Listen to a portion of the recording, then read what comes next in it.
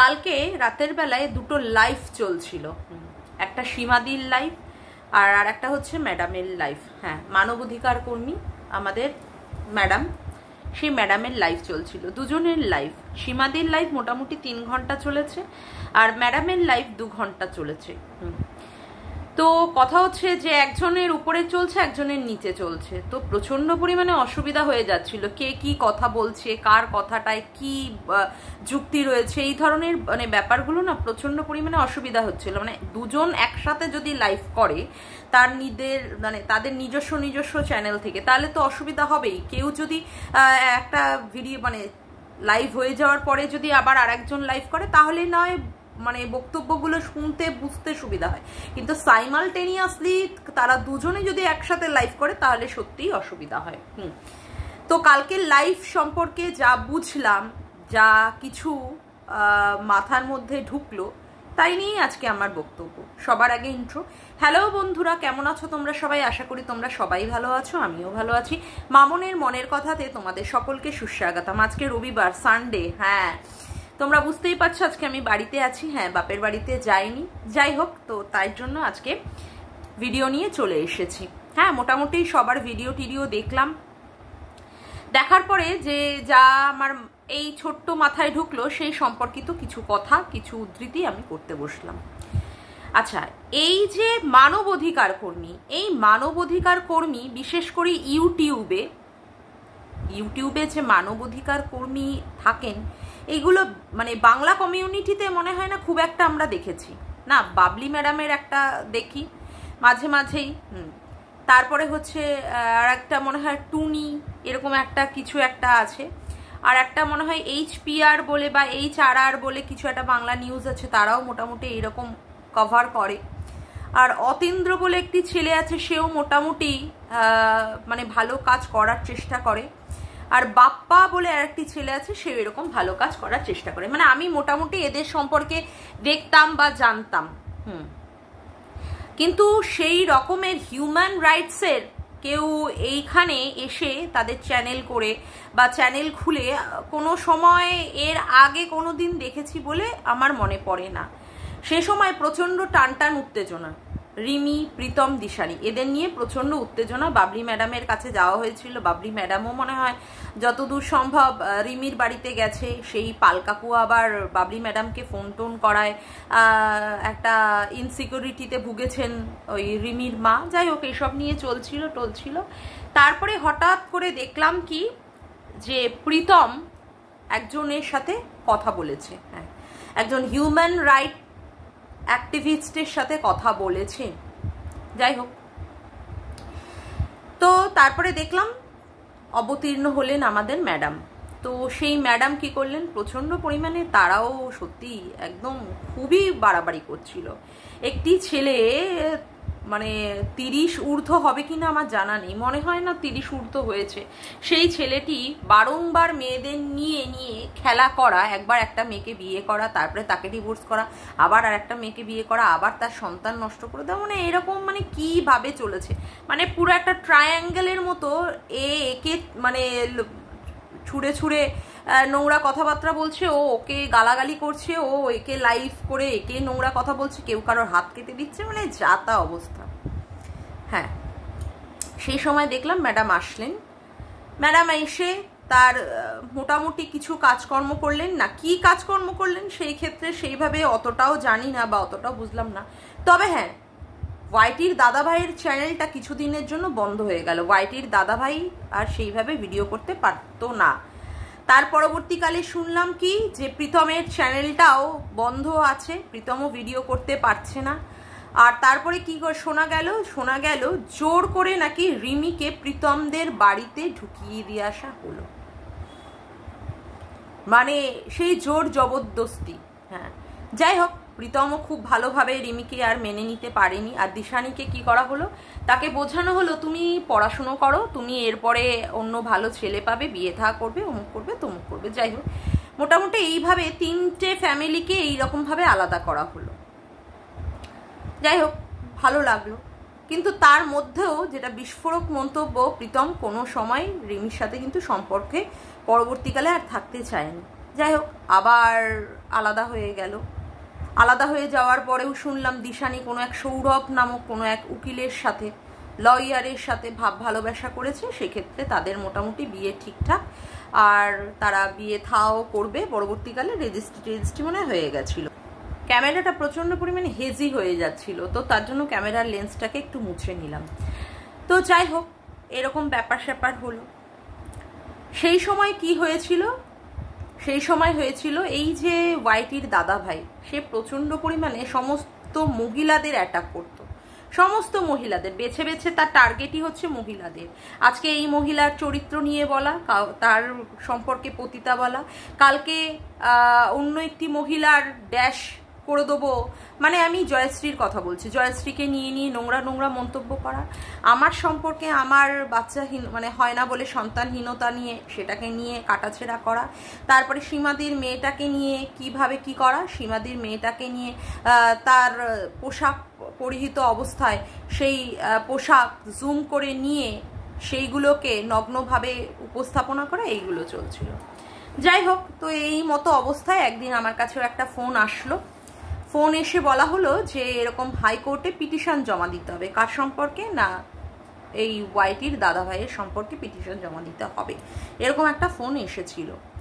তো ফোন আসার পরে সেখানটায় ছিলেন হচ্ছে আমাদের মানে এই মানবাধিকার কর্মী সীমাদি, আর লাইনে ছিলেন হচ্ছে দীপ্তিদি, হ্যাঁ, আর রিম্পাও মনে হয় ছিল। তো এরকম কথা হলো, এবং সেই সময় ম্যাডাম বললেন যে এরকম একটা গ্রুপ খুলতে, যেখানটায় সেই গ্রুপের নাম হবে কি, ধনঞ্জয়ের ফাঁসি। হ্যাঁ, বারংবার বলছি, সেই গ্রুপের নাম ছিল কিন্তু ধনঞ্জয়ের ফাঁসি, অর্থাৎ মর্কটকে শাস্তি দেওয়ার। তো যাই হোক, আমার হাজব্যান্ড আমাকে মানে বলেই দিল যে কোনো রকমের কারোর এগেনস্টে গিয়ে কোনো রকমের কোর্টে পিটিশন জমা টমা দেওয়া এগুলো এইখান থেকে হবে না, মানে সেইগুলো পছন্দই করে না। তো দেখুন, আমি যে বাড়িতে থাকি, যাদের সঙ্গে আমি ওঠা বসা করি বা সংসারটা আমার যার সাথে, সে যদি এই সমস্তগুলো অ্যালাউ না করে, তো আমার পক্ষে তো সম্ভব না। আমি দেনান দেয়ার সেই যে গ্রুপটা করা হয়েছিল সেই গ্রুপ থেকে বেরিয়ে গেছিলাম, সত্যিই তাই, গ্রুপ থেকে বেরিয়ে গেলাম। আর কারোর সম্পর্কে হ্যাঁ, কেউ আমার সম্পর্কে বলছে, আমার মাতৃত্বহীনতা নিয়ে বলছে বা অন্যান্যদের সম্পর্কেও বলছে, কিন্তু তাই বলে সে আমার যতই শত্রু হোক, তার চরম থেকে চরম লেভেলের, বিশেষ করে এই আইনি মারফতে তাকে জড়িয়ে দেওয়া বা তার সর্বনাশ করা, অ্যাটলিস্ট আমার পক্ষে সেটা করা সম্ভব না, না, আমার পক্ষে সম্ভব না। আর আমরা কারা? মানুষ হয়ে আমরা অন্যকে কাউকে শাস্তি দেব, কাউকে তার বিচার করে তাকে সেই উপযুক্ত শাস্তির মাধ্যমে তার মানে কি বলবো, অন্যায়ের শাস্তি দেওয়ার আমরা মনে হয় না কেউ। উপরে একজন বসে আছেন ভগবান, আমি তাকেই বিশ্বাস করি। যাই হোক, এরকম কিছু ব্যাপার ট্যাপার চললো। তো আমাদের ম্যাডাম কিন্তু সঙ্গে সঙ্গে আমাকে হোয়াটসঅ্যাপে একটা মেসেজ করলেন, ভয় পেও না। তো যাই হোক, আমি ভয় পেয়েছিলাম তো বটেই, তার জন্য আমি ওই গ্রুপ থেকে বেরিয়ে গেলাম, আমি আর ওই গ্রুপে থাকলাম না। তার পরবর্তীকালেও আবার কি হলো, তার পরবর্তীকালে এই যে বাচ্চার বাবা, হ্যাঁ, বাচ্চার বাবা সম্পর্কে একটা মানে ঝড় তো আমি আসার আগে থেকেই 2024 থেকেই চলছে, আমি 2023 থেকে চলছে, তো 2024 থেকেই আমি দেখছিলাম। তো সেক্ষেত্রে সীমাদি তাকে কি করলেন, তাকে লিগাল অ্যাডভাইজার করলেন, অর্থাৎ বাচ্চার বাবার লিগাল অ্যাডভাইজার। এবং সত্যি কথা বলতে আমার ভালো লেগেছিল এই ক্ষেত্রে, যে আজকে যে ছেলেটি বউ নিয়ে এত 5টা বছর সংসার করছিল, আজকে তার বউ তাকে ধোকা দিয়ে চলে গেছে, তারপরে তার বউ কত রকমের আইনি মারফত তাকে জর্জরিত করার চেষ্টা করেছে, এমনকি তার সংসারটা পর্যন্ত তছনছ করে দিয়েছে, তার মানে তাকে মানে সব দিক দিয়ে শেষ করার চেষ্টা করেছে। তা আমি ভেবেছিলাম যে সত্যি ম্যাডাম যদি আসেন আর হিউম্যান রাইটসের একজন মানুষ, তো সত্যিই তো একটা কাজের কাজ হবে, সত্যি অনেক বড় আশা নিয়ে আমরা সত্যি তার দিকে তাকিয়েছিলাম। কালকে ম্যাডাম একটা লাইভে একটা কথা বললেন সীমাদির উদ্দেশ্যে, যে তিনি এই দীপ্তিদি, রিম্পা, তারপরে হচ্ছে সীমাদি বা মামনের মনের কথা করে উনি বললেন যে এদেরকে নিয়ে উনি কোনো পরবর্তীকালে গ্রুপ খুলেছিলেন কি খোলেননি বাচ্চার বাবার সংক্রান্ত বিষয় নিয়ে। না, আমি কখনো মিথ্যে কথা বলতে পারবো না, যে যতটুকু সত্যি আমি সেটাই বলবো। না, উনি আমাদেরকে নিয়ে পরবর্তীকালে এই ধনঞ্জয়ের ফাঁসি নামক একটা গ্রুপ খোলার পরে আমাদেরকে নিয়ে উনি কোনো রকমের গ্রুপ খোলেননি, না, উনি গ্রুপ খোলেননি। এবার তাহলে তোমরা আমাকে প্রশ্ন করতে পারো তাহলে কথাটা কিসে হতো? না, কথাটা হোয়াটসঅ্যাপেই কথা হতো এবং উনি যখন কল করতেন তখন সেই কলে অনেককে উনি ইনভাইট করে সেই কলের মধ্যে উনি নিতেন, কিন্তু না কোনোদিন উনি পরবর্তীকালে কোনোদিন সেই রকম কোনো গ্রুপ আমাদেরকে নিয়ে খোলেননি। হ্যাঁ, তা যাই হোক, সেই সম্পর্কিত আমরা তখন চাইলাম যে হ্যাঁ উনি এখানটায় এই কাজটা করছেন ভালো। আমরাও উনি যে সমস্ত কথাবার্তা উনি এসে আমাদেরকে বলতেন যে হ্যাঁ এই ধরনের কাজ উনি করছেন বা আরও এই দিকে প্রসেসে এগোচ্ছে, আমরাও শুনতাম। পরবর্তীকালে ক্ল্যাশ কোথায় লাগলো? পরবর্তীকালে ক্ল্যাশ লাগলো উনি কিন্তু নিজেই নিজের লাইভ করে বলেছেন এরপরে বাচ্চার বাবার একজন কে আসবে, বাচ্চার বাবার একজন পার্সোনাল অ্যাসিস্ট্যান্ট আসবেন। হ্যাঁ বন্ধুরা, উনি নিজেই নিজের লাইভ করে একদিন বলেছিলেন এরপরে বাচ্চার বাবার জীবনে অনেক বড় একটা মোড় ঘুরতে চলেছে, সেখানে একজন পার্সোনাল অ্যাসিস্ট্যান্ট আসবে বাচ্চার বাবার জীবনে, এবং যে কিনা হতে পারে ওই বাচ্চাটার অর্থাৎ কৃষু বাবারও একটা গার্জিয়ান হিসাবে বা পড়াশুনো করানোর ক্ষেত্রে বা তাকে দেখাশোনার করার ক্ষেত্রে একজন কেয়ারটেকার হিসাবে আসবে। আপনারা সেটা ভিডিওতে দেখতে পারবেন। এই কথাটা উনি ওনার লাইভ করে উনি বলেছেন। হ্যাঁ, উনি ওনার লাইভ করে বলেছেন। যাই হোক, এর পরবর্তীকালে যখন দেখলাম বাচ্চার বাবার ভিডিওতে যে সত্যি কারোর হাতের চুড়ি দেখা যাচ্ছে, কারোর গলার ভয়েস শোনা যাচ্ছে, এবং পরবর্তীকালে সেও দাবি করছে যে হ্যাঁ বাচ্চার বাবার সাথে তার একটা সম্পর্ক আছে, এবং তার গলার ভয়েস আর বাচ্চার বাবার চ্যানেলে যে সমস্ত ভিডিওতে যার গলার আওয়াজ পাওয়া যাচ্ছে পুরো দুটো এক। তার পরবর্তীকালে বাচ্চার বাবার নিজেও একটি ভিডিওতে বন্ধ করো বলে একটা জায়গায় ছিল, সেই জায়গাটাকেও কেটে দিয়ে বুঝিয়ে দিচ্ছে। তা এখন কথা হচ্ছে এই সম্পর্কিত যদি কন্ট্রোভার্সি হওয়া শুরু করে তখনই আমাদের ম্যাডাম কিন্তু প্রচন্ড পরিমাণে রেগে যাচ্ছেন বা ক্ষেপে যাচ্ছেন। যাই হোক, আজকে আমি যে সম্পর্কিত কথাবার্তা বলছি বা বলবো সেটা আমার সম্পূর্ণ মানবাধিকার কর্মীর সম্পর্কে আমার কথাবার্তা। যাই হোক, আজকে আমি কিছু কথা ওনার সম্পর্কে বলবো বা ওনাকেও আমি কিছু প্রশ্ন আমি করব। আজকে আমরা যে ইউটিউব করতাম বা করেছি এতদিন ধরে, ওনার আসার আগেই মনে হয় আমরা এখানটায় ইউটিউব করেছি।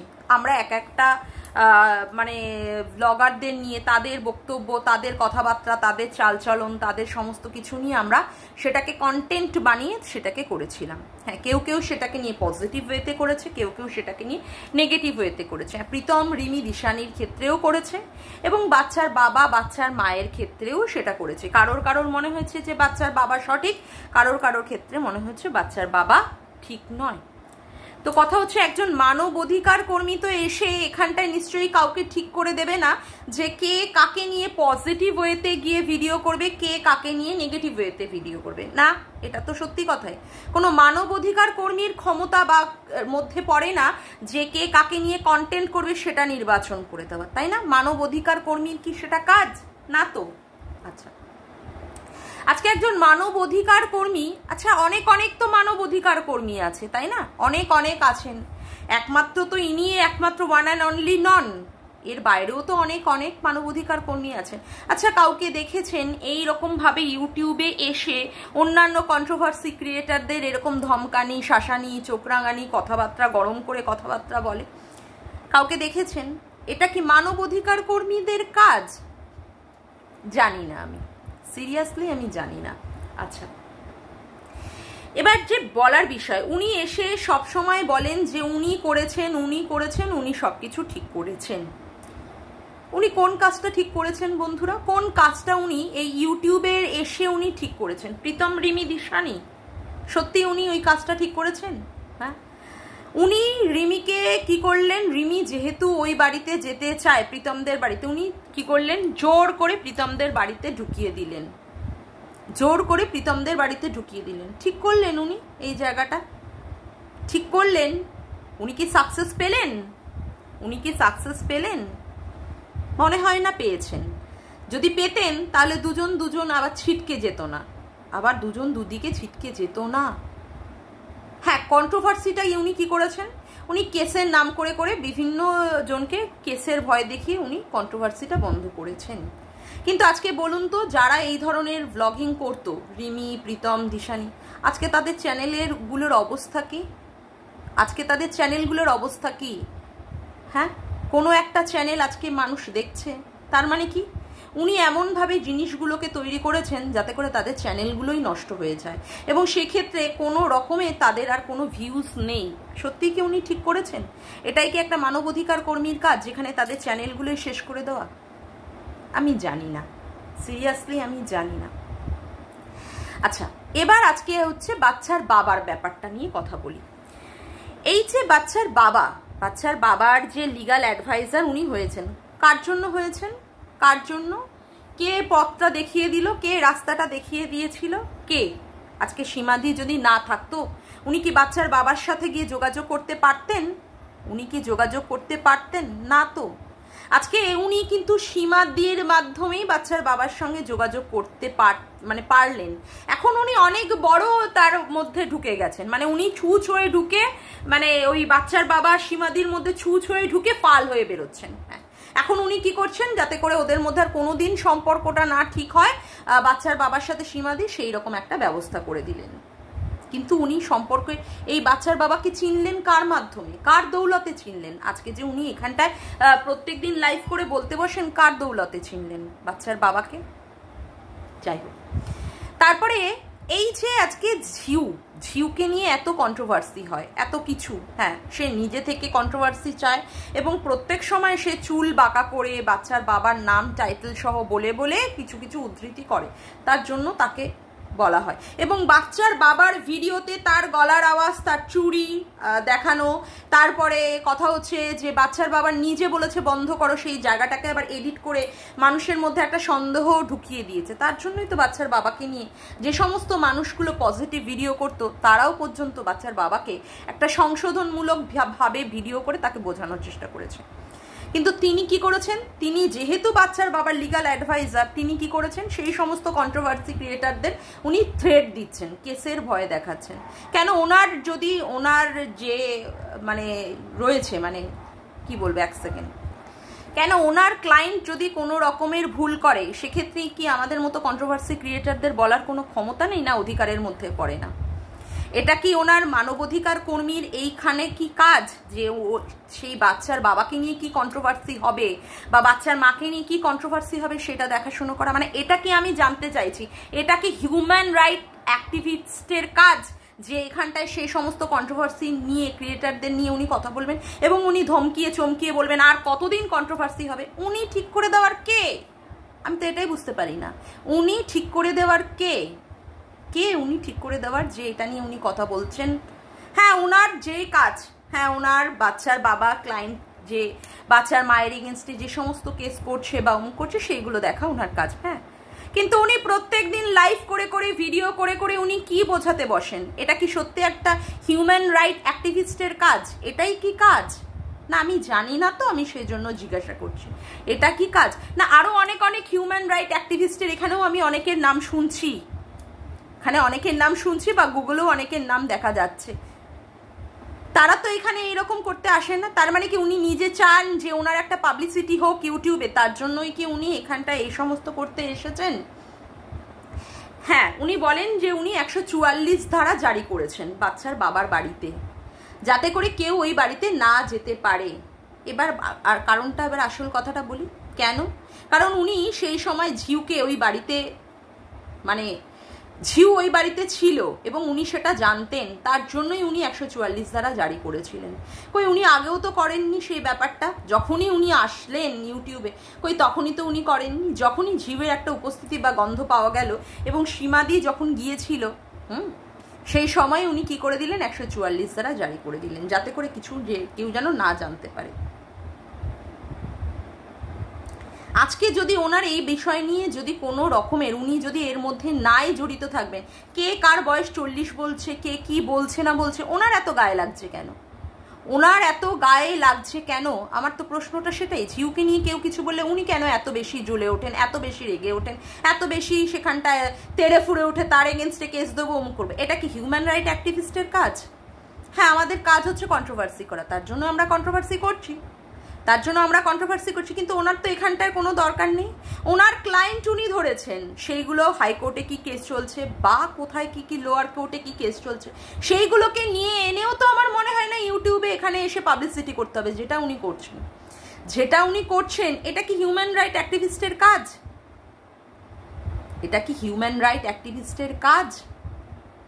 উনি বলছেন সীমাদি শিক্ষিত নন, কালকে যেটা আমি শুনলাম, সীমাদি শিক্ষিত নন, এদের মতো 2 আনা 4 আনা কয়েনগুলোকে উনি পাত্তা দেন না। ওনার সংগঠনে থাকার জন্য, চলার জন্য নাকি এরকম করে মানুষরা নাকি ওনার কাছে যেতে চায় বা ওনার পায়ের মধ্যে গিয়ে পড়তে চায়, গিরগিরায় ওনার সংগঠনের মধ্যে যাওয়ার জন্য। কিন্তু প্রথম তো উনি এই সীমাদিকেই ঢাল করেছিলেন না বাচ্চার বাবার কাছে যাওয়ার জন্য বা ইউটিউবে এরকম একটা চ্যানেল খুলে দেওয়ার জন্য। উনি কাকে চিনতেন এখানে? উনি কাকে চিনতেন? উনি কি কাউকে চিনতেন? হ্যাঁ, আজকে উনি বলছেন তুমি অশিক্ষিত, হ্যাঁ তুমি 2-4 আনার কয়েন অমুক তমুক। সেদিন ওনার মনে ছিল না যেদিন উনি সীমাদিকে ঢাল করে নিয়ে প্রত্যেকটা ব্যাপারে উনি মোহরা বানিয়ে প্রীতমের বাড়িতে, বাচ্চার বাবার বাড়িতে গিয়ে গিয়ে উনি সেক্ষেত্রে কেসগুলোকে নিয়েছিলেন? সে সময় মনে ছিল না?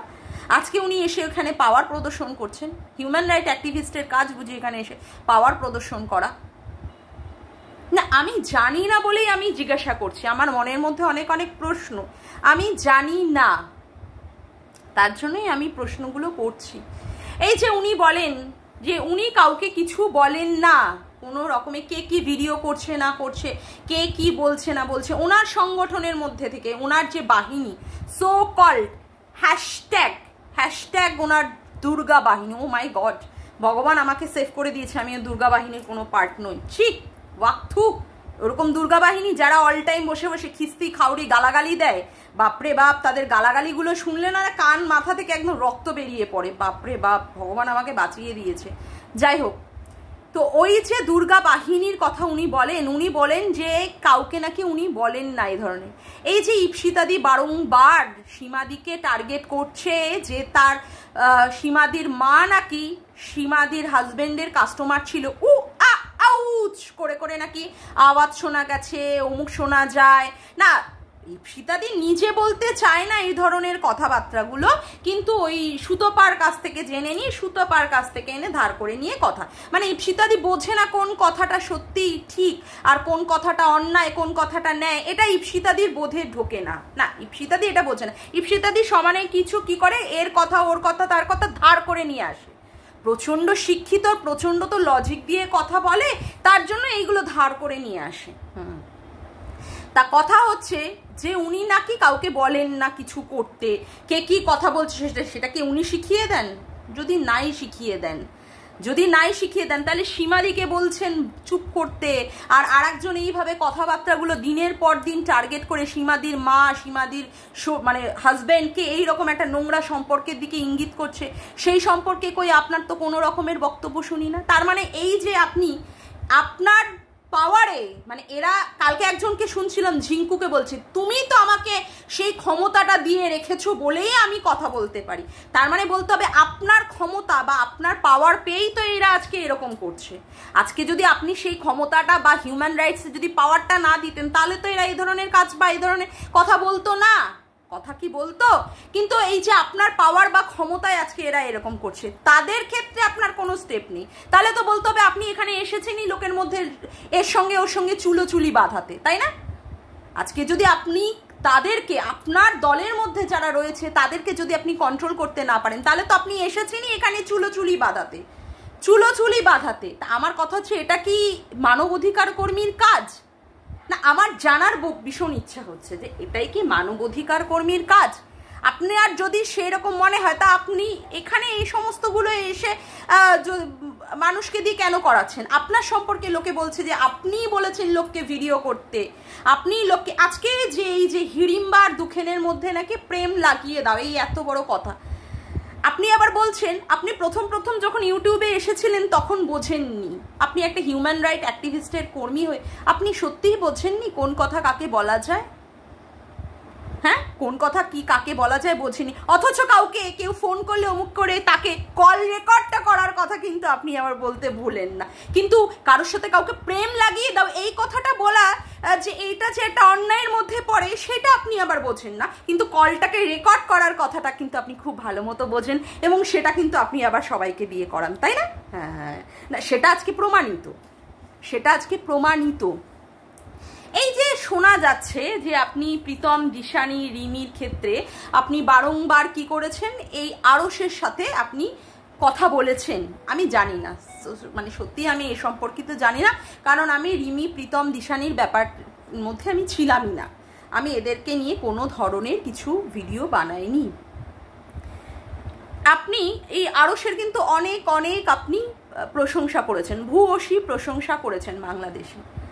এই আরশ যখন আপনার সম্পর্কে মুখ খুলতে শুরু করলো তখনই আপনি কি শুরু করলেন, বাংলাদেশকে আপনি হেটার্স বানিয়ে দিলেন এবং প্রচণ্ড পরিমাণে আপনি হিন্দু মুসলমানের মধ্যে একটা বিভেদের সৃষ্টি করলেন, হিন্দু মুসলমানের মধ্যে আপনি বিভেদের সৃষ্টি করলেন এবং সবাইকে বোঝাতে চেষ্টা করলেন যে বাংলাদেশকে সাপোর্ট করবে না। আরে ভাই, বাংলাদেশকে কেন সাপোর্ট করব না? আমার বাংলাদেশে আমার আত্মীয় স্বজনরা রয়েছে, আমার পুরো রক্ত, আমার পুরো সমস্ত কিছু বাংলাদেশ। বাংলাদেশের কিছু মানুষ খারাপ কাজ করছে বা তারা মানে মৌলবাদিত্ব করছে বা কিছু মুসলিমরা করছে বলে তাই বলে পুরো মুসলিম কমিউনিটিটাকে আমি তো খারাপ বলবো না। আপনার নিজের স্বার্থেতে ঘা লেগেছে, আপনার সাথে আরশের একটা সম্পর্কের মধ্যে একটা ছিট ধরেছে বলে আপনি তো সবাইকে শেখাতে পারেন না যে আজকে মুসলিমকে সাপোর্ট করবে না বা বাংলাদেশকে তোমরা সাপোর্ট করবে না। কেন? আপনার সমস্যাটা আপনি মেটাবেন, আপনার সমস্যা এটা আপনার সমস্যা, আপনি মেটান। আমাদের কেন আপনি ইনফ্লুয়েন্স করছেন? আর বারংবার আপনি লাইভ করে করে সেই ধরনের কাজ করছেন। একটা মানব অধিকার কর্মীর কি কাজ? এখানে হিন্দু মুসলমানের মধ্যে সম্প্রীতির মধ্যে সেখানে বিভেদ বিচ্ছেদ করে করে দিয়ে তাদের মধ্যে একটা এমন একটা জিঘাংসা বা এমন একটা হিংসাত্মক মনোভাব ঢুকিয়ে দিয়ে আবার তাদের মধ্যে একটা মারামারি, একটা যুদ্ধ, কাটাকাটি সৃষ্টি করা না। যারা নোংরা কাজ করছে, যারা হিন্দুদের এই যে পেহেলগাঁওতে ভুল বললাম, পেহেলগাঁওতে যে সমস্ত জঙ্গিরা আমাদের মানে হিন্দুদের মেরেছে, আমি কখনোই তাদের সাপোর্ট করি না। আমি সত্যি কথা বলতে এর জন্যই প্রথম ভিডিও নামিয়েছিলাম যে এই জঙ্গিবাদীদের এই টেরোরিজমটা শেষ হোক এবং যারা এর মধ্যে যুক্ত আছে তারা সেই ক্ষেত্রে পুরোপুরি নিপাত যাক। কিন্তু পুরো মুসলিম কমিউনিটি, পুরো মুসলিমরাই খারাপ এবং বাংলাদেশ বলে পুরো বাংলাদেশই খারাপ, পুরো পাকিস্তানি খারাপ, সেটা তো আমি বলতে পারবো না, সেটা তো আর বলতে পারবো না। যেখানে বাংলাদেশে আমার এখনো হিন্দু আত্মীয় স্বজনরা রয়েছে এবং তাদেরকেও অনেক অনেক মুসলমানরাও সাপোর্ট করছে, সেক্ষেত্রে আমি কি করে বলবো তারা সবাই খারাপ? আজকে যে এই যে অপারেশন সিঁদুর যেটা হয়েছিল সেখানে তো একজন মুসলিম মহিলা গিয়েই সেখানে সেই টার্গেটটাকে ফুলফিল করেছিল, তাহলে কি আমি ধরে নেব সব মুসলিমরাই খারাপ? যদি খারাপই হতো তাহলে এই মুসলিম মেয়েটি কেন করেছিল? লুঙ্গি বাহিনী, আরে সব লুঙ্গি বাহিনী তো খারাপ নয়। আপনার সাথে আরশের কি নিয়ে হয়েছে সেটা নিয়ে আপনি বুঝুন, আপনি মানুষের মধ্যে কেন বিভেদের সৃষ্টি করছেন? আমি তো এটাই বুঝতে পারছি না। এটাই কি হিউম্যান রাইট অ্যাক্টিভিস্টের কাজ? এটাই কি মানবাধিকার কর্মীর কাজ? হ্যাঁ, এই যে আপনি বলেন মুখের ভাষা ভালো করতে, মানে কি সবাই গন্ডগি ছড়াচ্ছে, খিস্তি খাউরি করছে, আপনি যে সমস্ত কথাবার্তাগুলো বলেন, জন্তু, জানোয়ার, ইতর, ছোট লোক, হ্যাঁ, এই যে এই কথাবার্তাগুলো, এটাও কি সত্যি একটা মানবাধিকার কর্মীর মুখের ভাষা হতে পারে? এটাও কি হতে পারে? এটাই কি মানবাধিকার কর্মীদের মুখের ভাষা? হ্যাঁ, আপনার দলে থেকে, আপনার সংগঠনের মধ্যে থেকে যাদের আপনি ট্রেনিং দেওয়াচ্ছেন, মানবাধিকার কর্মীর ট্রেনিং, তারা কি করে একটা মহিলাকে পতিতা থেকে, বাজা থেকে, লিকেজ বালি, ব্লকেজ বালি, নোংরা কাটা নুনুর হনুর কাটা নুনু দিয়ে করে নে, অমুক করে নে, এই ধরনের কথাবার্তা বলতে পারে? কই আপনি তাদের তো কোনো রকমের কোনো শাসন ধাসন করেননি। তাহলে আপনি কাদের শিক্ষা দিতে বসেছেন? কাদের? আপনার সংগঠনের মহিলারাই এই ধরনের কথাবার্তা যেখানে বলে, আপনি তাদেরকেই শাসন করে উপযুক্ত শিক্ষা বুদ্ধি দিতে পারেন না, সেক্ষেত্রে আপনি কোন ইউটিউব শুধরাতে বসেছেন? আমি তো এটাই বুঝতে পারি না। কোন ইউটিউব শুধরাতে বসেছেন? আজকে সীমাদি পতিতা, কেউ কি দেখেছে সীমাদিকে পতিতাবৃত্তি করতে? কেউ কি দেখেছে? সীমাদির মা এবং সীমাদির মানে কি বলবো হাজবেন্ডকে নিয়ে বলা হচ্ছে কি কাস্টমার ছিল সেখানে নাকি দরজা বন্ধ করে আউচ এই রকম ভাবে তাকে অ্যাটাক করা হচ্ছে। আপনি যদি সত্যি এখানটা পরিষ্কার আর শুধরাতে এসে থাকেন, আপনার দলের মধ্যে যারা এই ধরনের কথাবার্তা বলছে আগে তাদের মুখটা বন্ধ করুন, তারপরে নাই আপনি বাকি বিশ্ব দুনিয়ার যারা যারা কন্ট্রোভার্সি করছে, যারা যারা আপনার ক্লায়েন্টকে নিয়ে করছে তাদের মুখ বন্ধ করাবেন। আজকে তো যা সমস্যা হচ্ছে সবই তো আপনার জন্যই হচ্ছে, সবই আপনার জন্যই হচ্ছে, সবই তো আপনার জন্য হচ্ছে। আপনিই তো ইচ্ছা করে এখানে দ্বন্দ্বগুলো বাঁধাচ্ছেন, আপনি তো দ্বন্দ্বগুলো বাঁধাচ্ছেন, আপনি তো চুলোচুলি করাচ্ছেন। আপনার সম্পর্কে এত বড় কথা বেরিয়ে গেল যে আপনি দুখেনের সাথে হিড়িম্বার প্রেম লাগিয়ে দেওয়ার কথা বলছেন, তাহলে কি আপনি খুব ভালো কথা বলেছিলেন? তাহলে এই ধরনের কথা যদি লিক হতে পারে তাহলে এর পিছে গিয়ে আপনি আরো কত কিছু কথা বলছেন, কত কিছু শেখাচ্ছেন তাদেরকে যে এইভাবে বলো এইভাবে বলো। আজকে আপনার মদত যদি না থাকে তাহলে এরা কিভাবে এত বড় সাহস পাচ্ছে এই ধরনের কথা বলতে, তাই না? আজকে এই ধরনের কথা বলতে তারা কি করে সাহস পাচ্ছে? আর এবার আসি বাপরে বাপ, যেটা দেখে আমার চক্ষু চড়ক গাছ। এই না আপনি ধনঞ্জয়ের ফাঁসি বলে একটা মানে কি বলে হোয়াটসঅ্যাপে একটা গ্রুপ খুলেছিলেন। হ্যাঁ, কেন খুলেছিলেন? কিসের জন্য? কাউকে কেউ অন্যায় করেছিল তার জন্য আপনি কি করেছিলেন? তাকে শাস্তি দেবেন বলে তাই করেছিলেন। আপনাকে না কত জুতোর বাড়ি, জুতোর মালা, কত কিছু প্লেট অমুক তমুক নিয়ে আপনাকে না কিভাবে লাইভ করে আপনাকে বলেছিল, সবগুলো ভুলে গেলেন? না, বলতে হবে আপনার সত্যিই মান সম্মানটা নেই, সত্যিই মান সম্মানটা নেই। যদি মান সম্মানটা থাকতো না তাহলে কালকে আপনার লাইভে সে জায়গা পেত না, আর আপনি বলতেন না হ্যাঁ হ্যাঁ ভিডিও করো, খেলা হবে খেলা হবে। কার এগেনস্টে খেলতে নামছেন একবার বলবেন তো? কার এগেনস্টে? সীমাদির এগেনস্টে? এই না বলেছিলেন কোন একটা মেলায় হারিয়ে যাওয়া আপনারা দুই বোন, আজকে সেই বোনের এগেনস্টে এইরকম স্টেপ নিতে হচ্ছে আপনাকে? হ্যাঁ, সিরিয়াসলি এই ভালোবাসাবাসি? এই আপনি তার জন্মদিনে পার্টি দিয়েছেন, তাকে নিয়ে হোটেলে খাওয়াতে নিয়ে গেছেন, অমুক করেছেন তমুক করেছেন, আর আজকে আপনার এই মূর্তি কোনটা ধরে নেব? যেটা আপনি আগে করেছেন সেটা আপনার আসল, না এখন আপনি যেটা করছেন সেটা আপনার আসল? কোনটা আপনি আসল? কোনটা আপনি আসল? আমি সত্যিই বুঝতে পারি না আপনাকে, কোনটা আপনি আসল?